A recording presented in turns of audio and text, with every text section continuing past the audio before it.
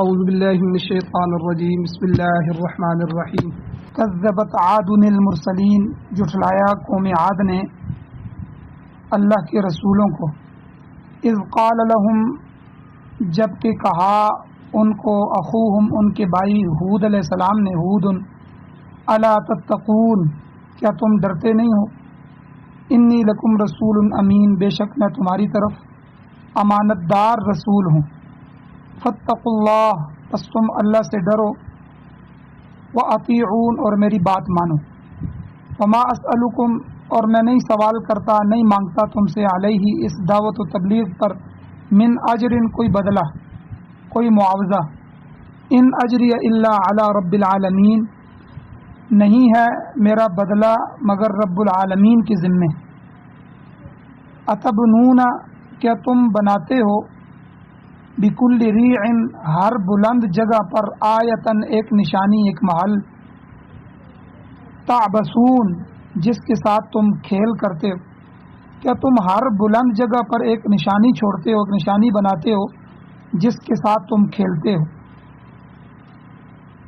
وتتخذون مصانع، اور بناتے ہو تم مختلف کاریگریاں یا عالی شان مکانات، لعلکم تخلدون، شاید کہ تم نے ہمیشہ رہنا ہے۔ وَإِذَا بَطَشْتُمْ، جب تم ہاتھ ڈالتے ہو کسی پر، تو بطشتم جبارین، تو گرفت کرتے ہو تم ظلم کے ساتھ، جبر کے ساتھ۔ فاتقوا اللہ وَأَطِیعُون، بس اللہ تعالیٰ سے ڈرو اور میری بات کو مانو۔ سورۃ الشعراء قرآن مجید کی 26ویں سورت ہے، 19واں سپارہ ہے، اور آیت نمبر 123 سے 131 تک آپ کے سامنے تلاوت ہوئی ہے، اور آپ نے اس کا ترجمہ سماعت فرمایا۔ سب سے پہلے ربط آیات ہیں کہ ان آیات کا پچھلی آیتوں کے ساتھ کیا تعلق ہے۔ یہ تسلی کا مضمون ہے جو بیان ہو رہا ہے۔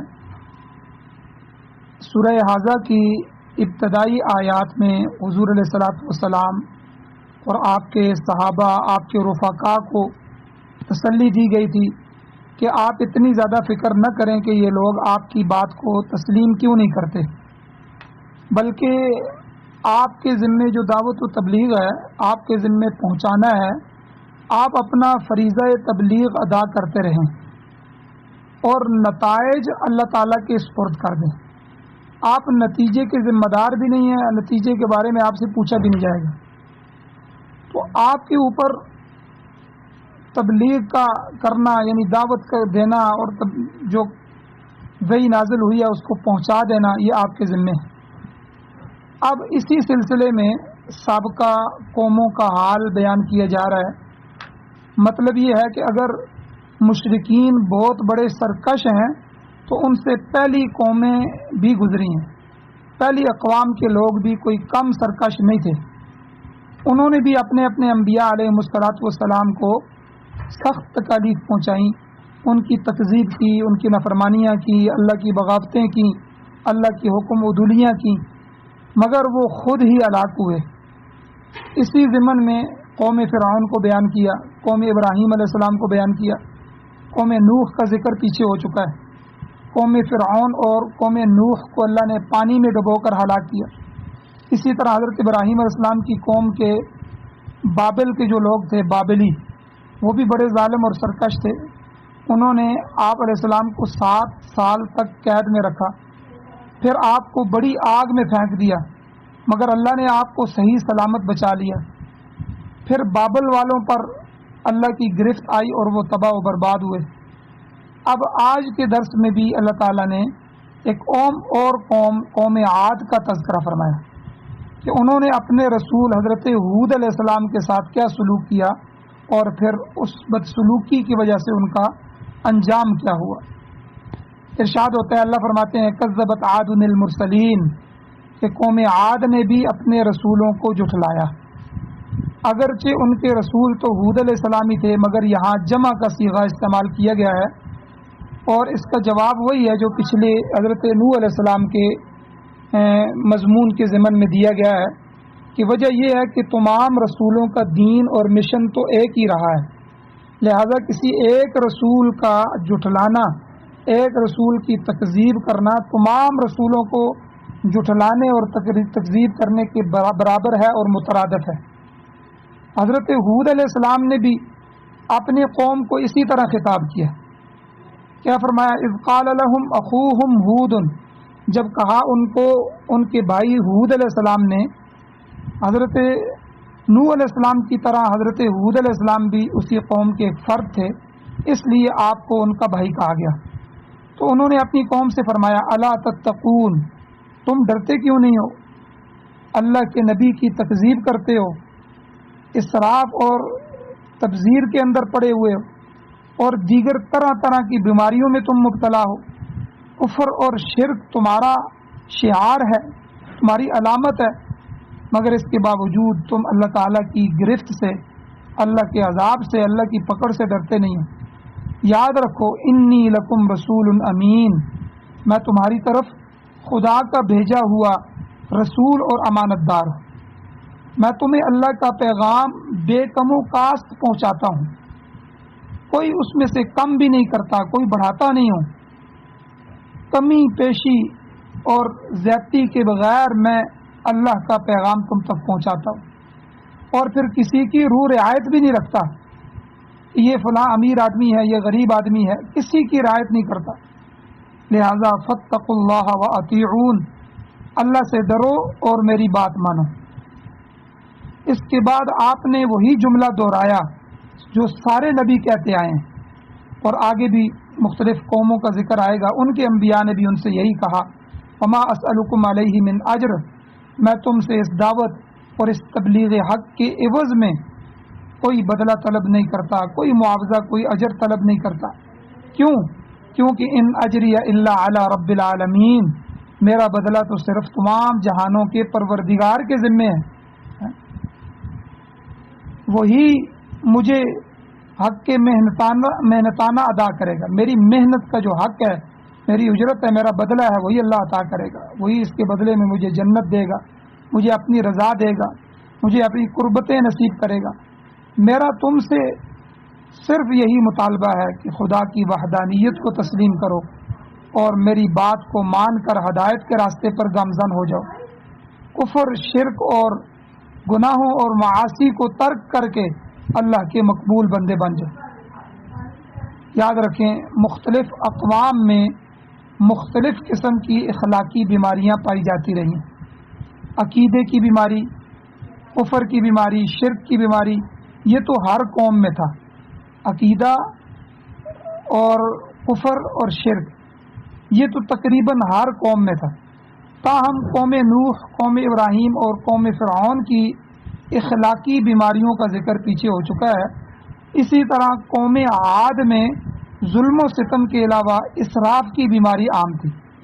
اسراف ویسے ہی خرچ کرنا، جس طرح آج آپ دیکھیں کہ لوگ اپنے بنے بنائے مکانات گرا کر پھر بنا رہے ہیں، پھر بڑی بنائی کوٹھیوں کو جو ہے وہ پھر بنا رہے ہیں۔ اسراف، ایک ایک واش روم پر، ایک ایک باتھ روم پر لاکھوں روپے لگائے جا رہے ہیں۔ تو یہ جو بیماری تھی اسراف کی بیماری، حد سے زیادہ تجاوز کرنا، ضرورت سے ہٹ کے بغیر ضرورت خرچ کرنا، تو یہ اسراف کی بیماری قوم عاد میں تھی۔ بڑی بڑی عمارتیں تعمیر کرنا یہ ان کا عام مشغلہ تھا، جن کا کوئی خاص مصرف نہیں تھا بلکہ محض نمود و نمائش مطلوب ہوتی تھی۔ اسی چیز کی طرف اللہ نے اشارہ فرمایا کہ حضرت ہود علیہ السلام نے اپنی قوم سے یہ بھی فرمایا، اتبنون بکل ریع آیۃ تعبثون، کیا تم بناتے ہو ہر اونچی جگہ پر کوئی نشانی محض کھیل کے لیے؟ تعبثون، تم کھیلتے ہو، یہاں ایک قلعہ بنا لیا، وہاں ایک قلعہ بنا لیا اور لاکھوں کروڑوں روپے اس پر خرچ کر دیے۔ وتتخذون مصانع، طرح طرح کی کاریگریاں، طرح طرح کے محلات اور مکانات بناتے ہو، لعلکم تخلدون، گویا کہ تم نے یہاں ہمیشہ رہنا ہے۔ آپ نے اپنی قوم کی توجہ اس طرف دلائی کہ تم عالی شان عمارات بنا کر اور اس میں نقش و نگار کر کے فضول خرچی کے مرتکب ہو رہے ہو، فضول خرچی کر رہے ہو۔ رہائش یا کسی دوسرے ضروری مقصد کے لیے کوئی عمارت تعمیر کی جائے تو اس میں تو کوئی حرج نہیں ہے کیونکہ وہ ضرورت ہے، مگر اتنی بڑی بڑی عمارات بنانا جن کا کوئی مصرف نہیں ہے، محض اسراف ہے۔ اللہ کے نبی نے قوم کو ایسی باتوں سے منع فرمایا۔ آپ دیکھیں کہ بے جا عمارتیں بنانا اور ضرورت سے زائد خرچ کرنا اور خواہ مخواہ خرچ کرنا، یہ ایسی بری عادتیں ہیں کہ اس ایک ایک عادت کی وجہ سے پوری قوم ہلاک ہوئی۔ یہاں یہ یاد رکھیں کہ قوم عاد جو تھی یہ حضرت نوح علیہ السلام کی اولاد میں سے سامی نسل سے تعلق رکھتی تھی۔ سام، حام، یافس، یہ 3 بیٹے تھے حضرت نوح علیہ السلام کے، ان کی آگے نسل چلی تو ان کا مرکز جو تھا یہ یمن کے ارد گرد، یمن کے اطراف میں وادی دہنا تھی اور ریگستانی علاقہ تھا۔ یہ لوگ فن تعمیر کے ماہر تھے، انہوں نے بے شمار عمارتیں تعمیر کی، جن میں قصر عمدان ہے یا قصر غمدان بھی اس کو کہتے ہیں۔ اس زمانے میں 40 منزلہ یہ بلڈنگ تیار کی تھی، 40 منزلہ۔ اس کے کھنڈرات حضرت عثمان رضی اللہ تعالیٰ عنہ کے دور تک پائے جاتے تھے۔ مصر سے لے کر ترکستان تک اور ہندوستان اور ایشیا کے دیگر ممالک پر ان کا دبدبہ تھا، اتنی مضبوط قوم تھی یہ۔ احرام مصر بھی 5,500 سال پرانے ہیں، کچھ سلامت ہیں اور کچھ ٹوٹ پھوٹ گئے ہیں۔ جس طرح فراعین مصر تھے، مصر کے فرعون، ان کو بڑی بڑی عمارتیں بنانے کا شوق تھا، اسی طرح قوم عاد بھی نمود و نمائش کے لیے عالی شان عمارتیں اور بلڈنگیں اور محلات تعمیر کرتی تھی۔ ان آیات میں جو الفاظ آئے ہیں آپ ذرا ان پہ غور کریں۔ ریعن کا لفظ اللہ نے فرمایا اور تعبسون کا لفظ اللہ نے فرمایا اور مصانع، یہ 3 الفاظ خاص طور پر توجہ طلب ہے۔ ذرا ان کا ترجمہ دیکھیں کہ ریعن کا معنی درہ بھی ہوتا ہے، درہ، مگر حضرت عبداللہ ابن عباس رضی اللہ تعالیٰ عنہما فرماتے ہیں کہ ریعن کا معنی اونچی جگہ ہے، بلند پہاڑ یا اونچی جگہ پر کوئی نشانی، کوئی بلڈنگ بنانا۔ اور قوم عاد کے لوگ اونچے اونچے ٹیلوں پر اونچی اونچی عمارتیں بناتے تھے، کوئی مینار بنا دیتے تھے، کوئی گنبد وغیرہ بناتے تھے۔ تو یہ ایک لفظ ریعن کا ہے، ریعن۔ دوسرا لفظ مصانع، جو مصنع کی جمع ہے، مصنع کی جمع ہے۔ آج کل یہ لفظ فیکٹری یا کارخانے کے لیے بولا جاتا ہے، صنعت کی جگہ۔ اگر یہ لفظ بطور مصدر ہو تو اس کا معنی ہوتا ہے مختلف کاریگریاں یا مختلف فنون۔ تاہم یہاں پر عالی شان مکانات مراد ہیں، محلات، مینار، گنبد اور کبوتر اڑانے کے لیے اونچے اونچے چبوترے مراد ہیں، جنہیں قوم عاد کے لوگ تعمیر کرتے تھے۔ قرآن پاک کی روح سے بلا ضرورت ایسی شاندار عمارات تعمیر کرنا، یہ یاد رکھیں، فضول خرچی میں اور اسراف میں داخل ہے، جسے اس مقام پر عبث سے تعبیر کیا گیا ہے۔ تعبثون، عبث یعنی فضول، بے مقصد عبث جو ہے، چاہے وہ عبث قول سے ہو یا فعل سے ہو، دونوں طرح ناجائز ہے۔ کوئی عبث بیکار بات کی جائے، لایانی گفتگو کی جائے تب بھی منع ہے، اگر کوئی لایانی اور بغیر ضرورت کے کوئی کام کیا جائے تو وہ کام بھی منع ہے، دونوں طرح ناجائز ہے۔ تو غرضے کہ عبث ہر وہ چیز ہے جس کا نتیجہ انسان کے حق میں آخرت کے اعتبار سے اچھا نہ نکلے، اور یہ قابل مذمت ہے۔ پرانی قومیں جتنی بھی گزری ہیں، پرانی اقوام میں اس قسم کی عبث جو عمارات ہیں وہ مصریوں کے ہاں بھی پائی جاتی ہیں۔ مشہور احرام مصر فراعین کے قبرستان اور مقبرے ہیں، فرعونوں کے بڑے بڑے قبرستان اور مقبرے، اس پہ انہوں نے احرام بنا دیے۔ اسی طرح بر صغیر میں ہمارے علاقوں میں تاج محل ہے جو آگرہ میں ہے، اسی طرح مقبرہ جہانگیر ہے، مقبرہ نور جہاں ہے، اور قطب صاحب کی لاٹ وغیرہ، یہ اسی قبیل سے ہیں۔ اور اسی طرح حیدرآباد دکن میں کسی امیر آدمی نے قصر فلک نما بنا کر افضل الدولہ کو تحفے میں دیا تھا۔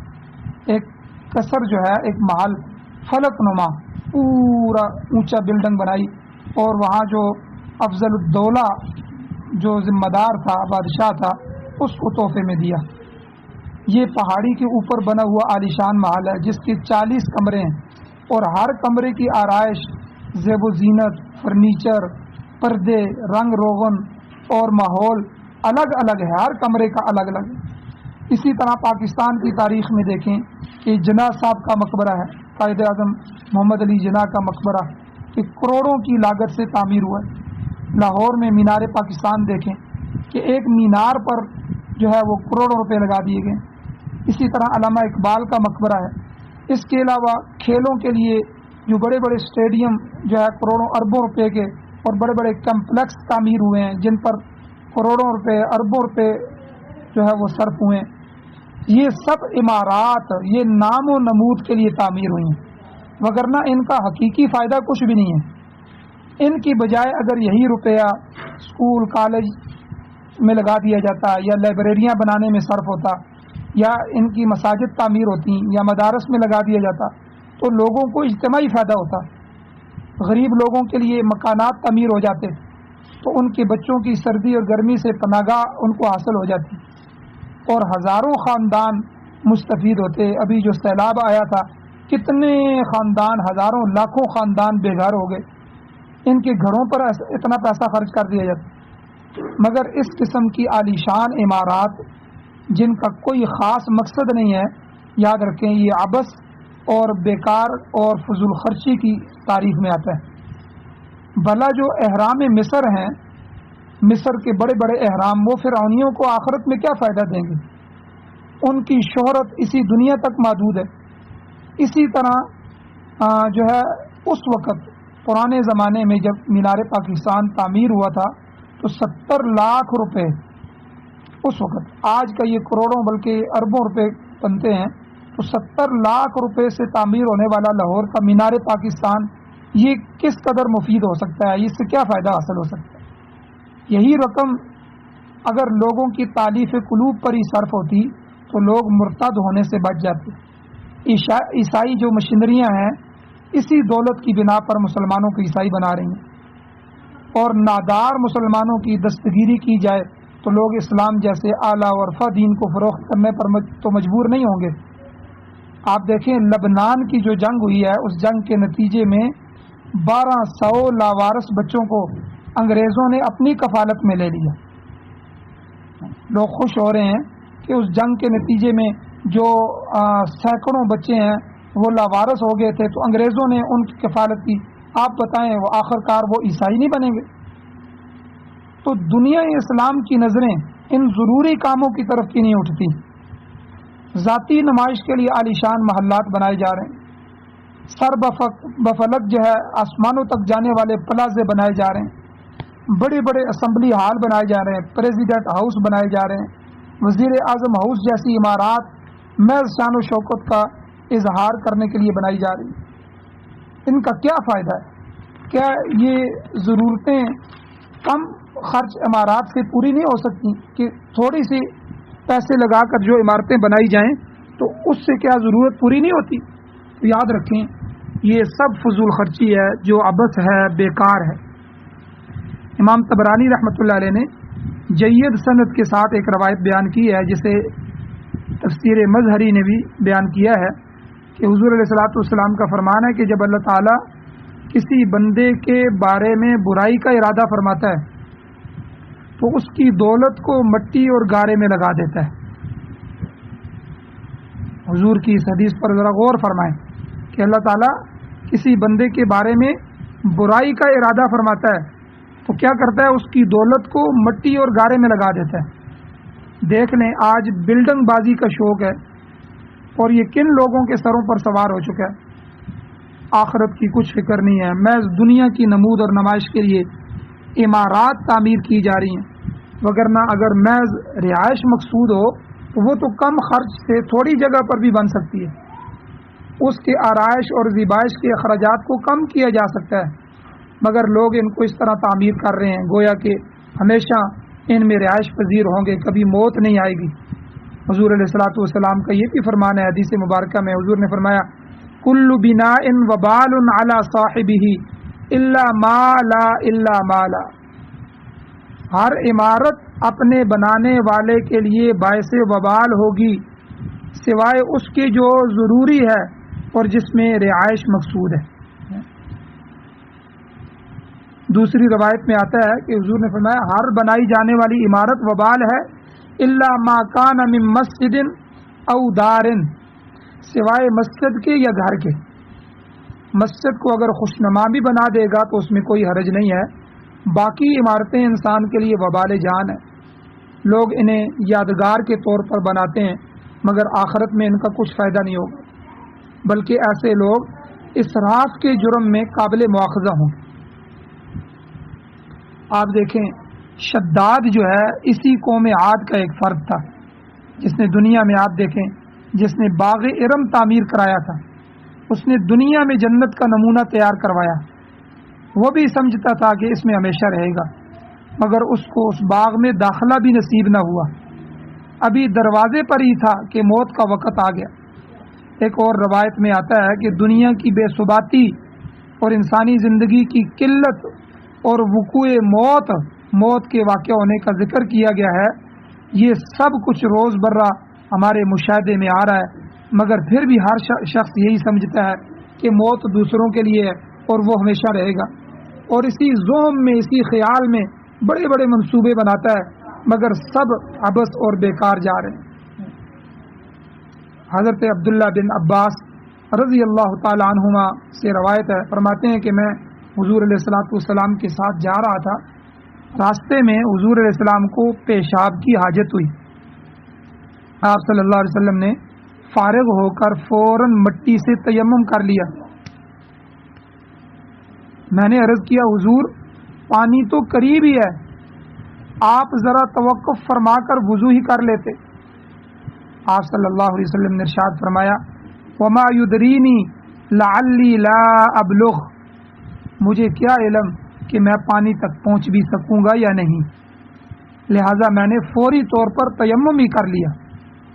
آپ دیکھیں اتنی بھی امید نہیں ہے کہ پیشاب سے فارغ ہو کے تھوڑا سا آگے جا کے پانی سے تیمم کر لیں، پانی سے دھو لیں، تو کیا فرمایا کہ ابھی میں مٹی سے اس کو پونچھ لیتا ہوں، تیمم کرتا ہوں، پھر پانی تک پہنچ گیا تو پانی سے بھی دھو لوں گا، لیکن مجھے اتنا بھی یقین نہیں ہے کہ میں یہاں سے اٹھوں گا اور وہاں تک زندہ پہنچ جاؤں گا۔ اتنی بے ثبات دنیا ہے کہ آدمی کے ایک لمحے کا پتہ نہیں ہے، آج یہاں بول رہا ہے تو ایک گھنٹے کے بعد چارپائی پہ پڑا ہوا ہے، اور چند گھنٹوں کے بعد موت کے شکار ہے اور اس کا جنازہ پڑا ہوا ہے۔ تو حضرت عبداللہ ابن عمر ابن العاص رضی اللہ تعالیٰ عنہ کہتے ہیں کہ حضور علیہ السلام کا ہمارے پاس سے گزر ہوا، میں اور میری والدہ اس وقت اپنی جھونپڑی کی مرمت کر رہے تھے۔ آپ علیہ الصلوۃ والسلام نے فرمایا عبداللہ کیا کر رہے ہو؟ عرض کیا حضور جھونپڑی اصلاح طلب تھی، جھونپڑی خراب ہو گئی تھی اور اس کو ٹھیک کر رہے ہیں۔ فرمایا الامر اعجل من ذلک، کہ معاملہ تو اس سے بھی زیادہ جلدی کا ہے، تمہیں کیا معلوم کہ اس جھونپڑی کی درستگی کے بعد تمہیں اس میں رہنا بھی نصیب ہوگا یا نہیں، کیا پتا کہ موت کس وقت آ جائے۔ تو حضور نے اس وقت بھی صحابہ کو آخرت کی طرف متوجہ فرمایا کہ تم جھونپڑی ٹھیک کر رہے ہو، چند گھنٹے لگیں گے، تو کیا پتا کہ ان چند گھنٹوں میں موت آ جائے اور جب تیار ہو جائے تو تمہیں رہنا بھی نصیب نہ ہو۔ جس طرح حضرت ابو ذر غفاری رضی اللہ تعالیٰ عنہ یہ کمال درجے کے مجذوب صحابی تھے، اور حضرت عبداللہ ابن مسعود رضی اللہ تعالیٰ عنہ افقہ الامہ، یعنی امت محمدیہ کے سب سے بڑے فقیہ تھے۔ اسی طرح حضرت ابو درداء رضی اللہ تعالیٰ عنہ حضور صلی اللہ علیہ وسلم کی امت کے حکیم الامت تھے۔ مسلمانوں کے عروج کے زمانے میں آپ دمشق گئے تو دیکھا کہ لوگ بڑی بڑی عمارتیں تعمیر کر رہے ہیں۔ آپ مسجد میں آئے، اللہ کی حمد و ثنا بیان کی اور پھر ایک خطبہ دیا، ایک واعظ فرمایا، اعلان کیا کہ اے دمشق والو، اہل دمشق میری بات سنو، کیا تمہیں حیا نہیں آتی کہ عالیشان عمارتیں بنانے لگے ہو؟ تجمعون ما لا تأکلون، تم ایسی چیزیں جمع کرتے ہو جنہیں کھانا نصیب نہیں ہوگا، ایسی عمارات بناتے ہو جن میں رہنا نصیب نہیں ہوگا، ایسی چیز کی آرزو کرتے ہو جسے پا نہیں سکتے ہو۔ تم سے پہلے بہت سی قومیں گزری ہیں جو جمع کرتی تھیں، مال و دولت سمیٹ کر رکھتی تھیں، مضبوط ترین تعمیرات کرتی تھیں، لمبی لمبی آرزویں باندھتی تھیں، مگر یہ سب چیزیں باطل ثابت ہوئیں اور وہ قومیں ہلاک ہو گئیں۔ فرمایا اب ان قوموں کے مساکن، اب ان کے وہ گھر اور محلات قبرستان بنے ہوئے ہیں۔ دیکھو قوم عاد، عدن سے عمات تک، عدن سے عمان تک برسر اقتدار تھی، ان کی حکومتیں تھیں، ان کے گھوڑے اور اونٹ دوڑتے تھے، ان کے پاس آسائش کی ہر چیز موجود تھی، مگر آج ان کی پوری وادی ویران ہے اور سنسان پڑی ہوئی ہے، جسے کوئی ٹکے پر بھی لینے کے لیے آبادہ نہیں۔ بھلا تم لوگ کن کاموں میں مصروف ہو گئے ہو کہ بڑی بڑی عمارتیں بنانا شروع کر دی؟ تو بہرحال اس آیت سے یہ بات واضح ہوتی ہے کہ عبث، بیکار چیز کیسی بھی اچھی کیوں نہ ہو، کیسا بھی ہو، وہ اچھا نہیں ہے۔ ایسی عمارتیں بنانا جن کا کوئی خاص مصرف نہ ہو، محض نمود و نمائش کا اظہار ہو، ان کا آخرت میں کوئی فائدہ نہیں ہوگا۔ ایسا کرنا بری بات ہے، اور حضرت ہود علیہ السلام کے بیان سے ان کی مذمت ثابت ہو رہی ہے۔ آگے حضرت ہود علیہ السلام نے اپنی قوم کو دوسری خرابی ان کی بیان فرمائی۔ فرمایا وَإِذَا بَطَشْتُمْ جَبَّارِينَ، لوگو جب تم کسی کو پکڑتے ہو تو ظلم و ستم کرتے ہوئے پکڑتے ہو، جب تم کسی پر گرفت کرتے ہو تو ظلم و ستم ڈھاتے ہو۔ قوم عاد کے لوگ اپنے ارد گرد کے کمزور لوگوں پر بڑا ظلم کرتے تھے، ان سے بیگار لیتے تھے، مزدوری کراتے تھے، لیکن ان کی مزدوری جو اجرت تھی وہ ادا نہیں کرتے تھے، ان کو طرح طرح کی اذیتیں تکلیفیں پہنچاتے۔ اللہ کے نبی نے ان کو ظلم و ستم کرنے سے منع کیا، تو غرضے کہ اللہ تعالیٰ نے غرور، تکبر، شرک، کفر، فضول خرچی، نمود و نمائش، فضول عمارات، مینار اور گنبد تعمیر کرنے سے اور ناداروں اور کمزوروں پر ظلم کرنے سے یہاں منع فرمایا۔ اللہ کے نبی ہود علیہ السلام نے اپنی قوم کو ان باتوں سے آگاہ کیا اور یہ بھی فرمایا کہ فاتقوا اللہ واطیعون، لوگو اللہ سے ڈر جاؤ اور میری بات مانو۔ میں تمہیں اللہ کے احکام ٹھیک ٹھیک پہنچا رہا ہوں کہ میں اس کا امانت دار رسول ہوں، تو میں نے تمہیں اللہ کے احکام پہنچا دیے۔ اگلی آیات میں مزید واضح و نصیحت کا تذکرہ ہے، انشاءاللہ پھر ذکر کیا جائے گا۔ اللہ تعالیٰ سے دعا ہے اللہ ہمیں عمل کی توفیق عطا فرمائے۔ وما علینا الا